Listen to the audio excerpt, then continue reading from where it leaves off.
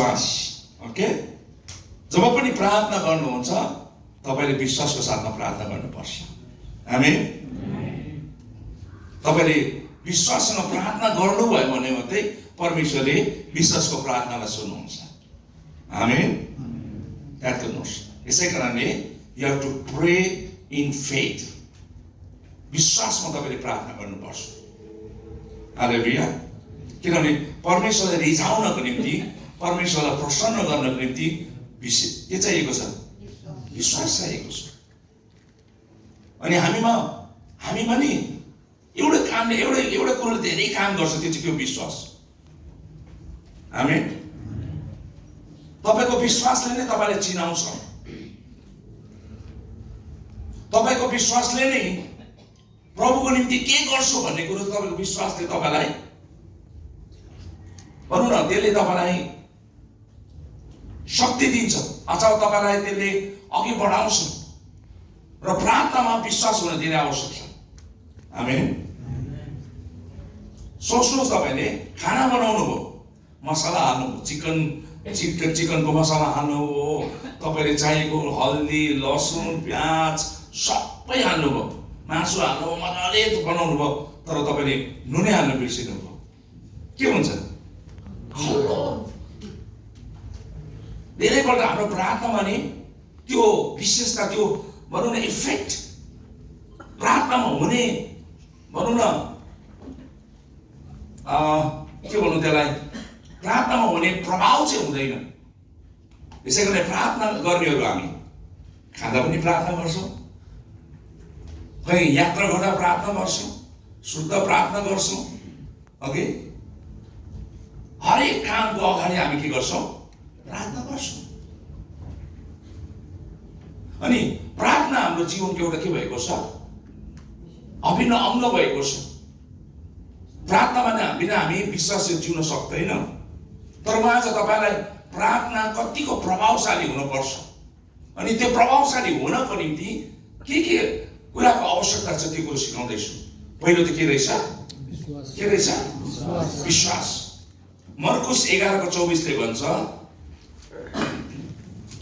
यस कारण म तिमीहरूलाई भन्दछु, तिमीहरूले प्रार्थना गर्दै जे कुरा माग्दछौ ती पाउँछौ भनी विश्वास गर र तिमीहरूले पाउनेछौ। ध्यानसँग सुन्नुहोस् विश्वासी, हामीले नबुझेर हो हाम्रो प्रार्थनामा शक्ति छैन।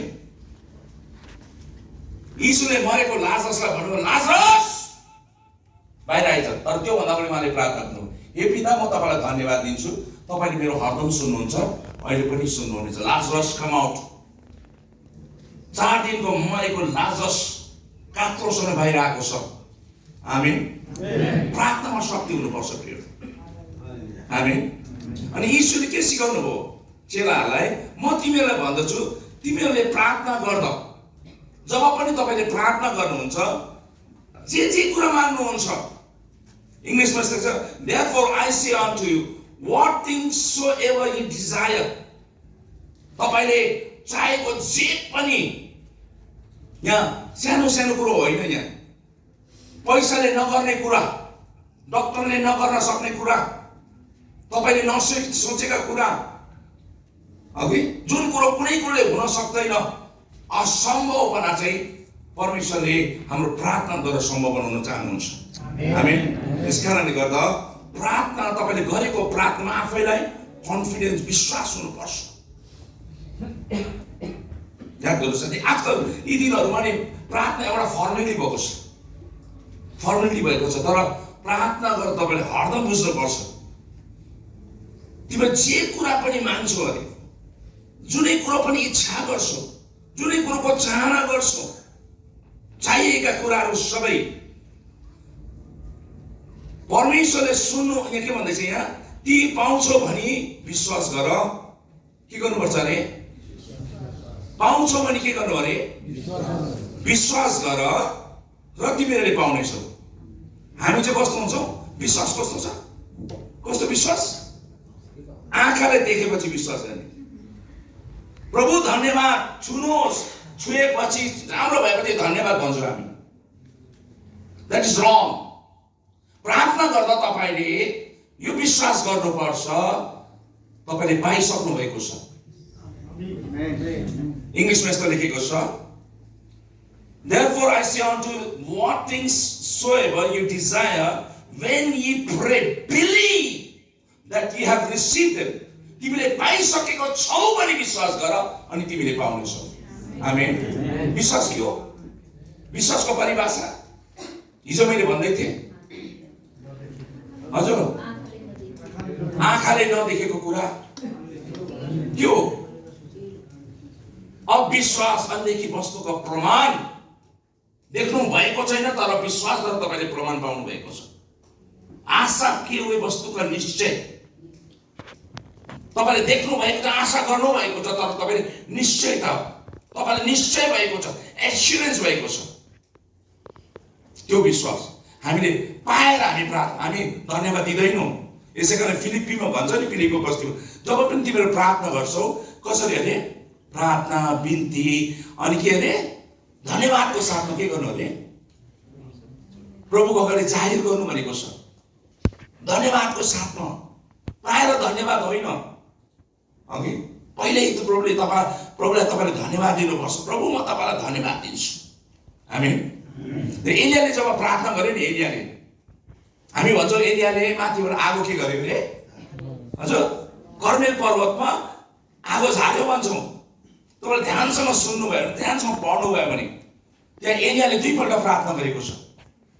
पहिला प्रार्थना उसले गर्यो, हे परमेश्वर, हे यहोवा परमेश्वर, यिनीहरूले जान्न सकेका हुन् तपाईँ, म तपाईँको दास हुँ अनि तपाईँले मलाई पठाउनु भएको।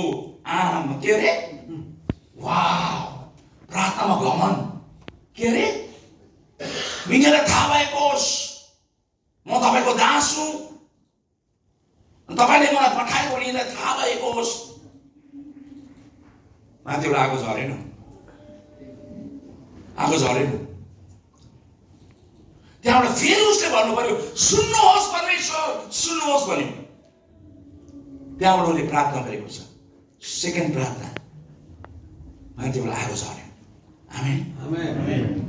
प्रार्थनामा चाहिँ नि सही तपाईँले दिने होइन, तपाईँ को हो? आजकल चाहिँ हात राख्नेहरू, प्रार्थना गर्नेहरू श्रेय लिइरहेका छन्। परमेश्वरले पाउनुपर्ने महिमा आफूले लिइरहेका छन्।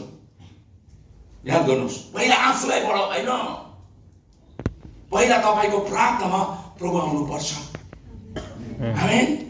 तपाईँको प्रार्थनामा नि प्रभुको महिमा आउनुपर्छ।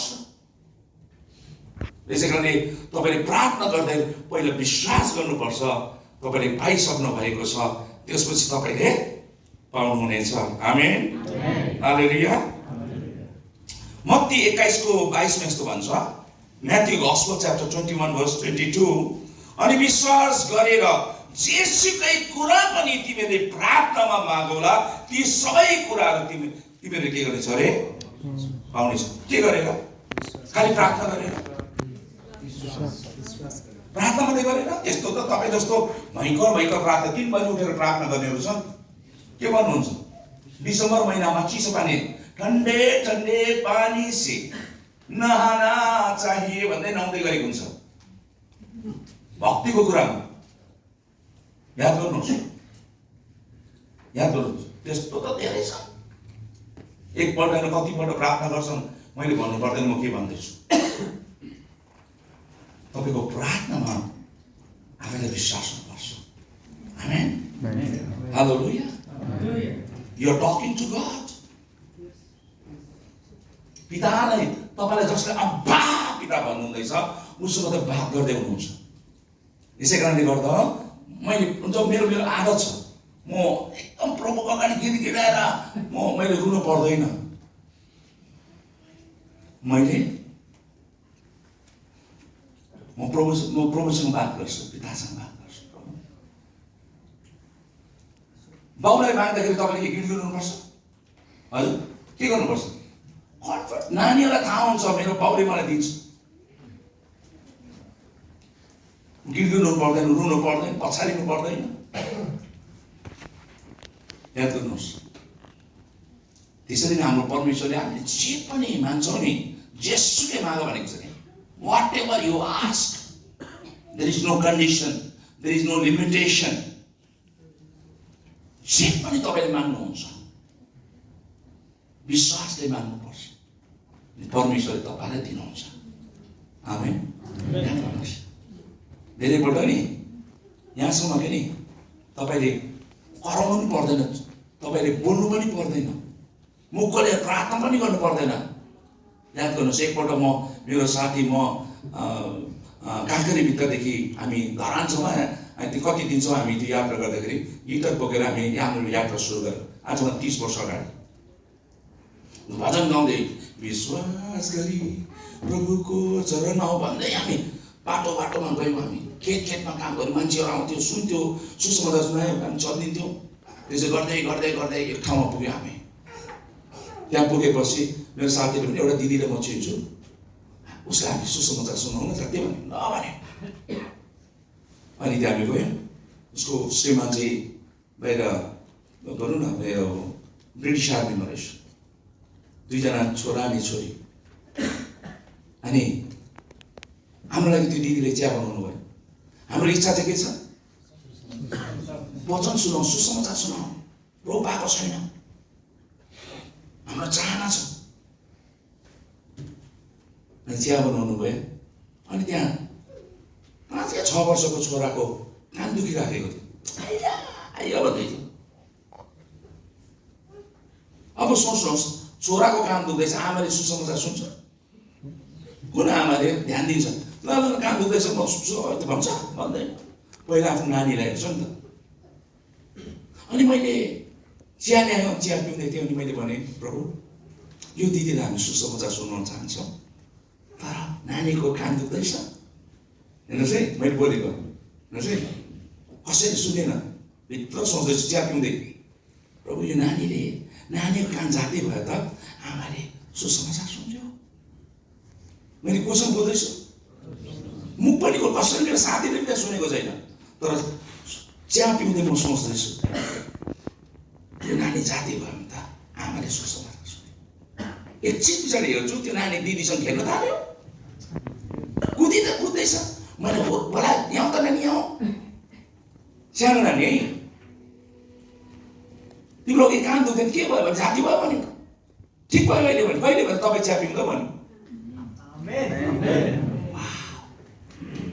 हाम्रो परमेश्वर नि हाम्रो इच्छालाई जाने परमेश्वर, तपाईँले सोच्नुभन्दा अगाडि जान्ने परमेश्वर, इज ओम्निसेन्स गड।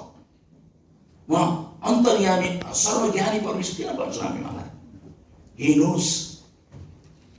तपाईँले बोल्नुभन्दा अगाडि उहाँलाई थाहा छ, तपाईँले के सोच्नु हुँदैछ त्योभन्दा अगाडि उहाँलाई थाहा छ।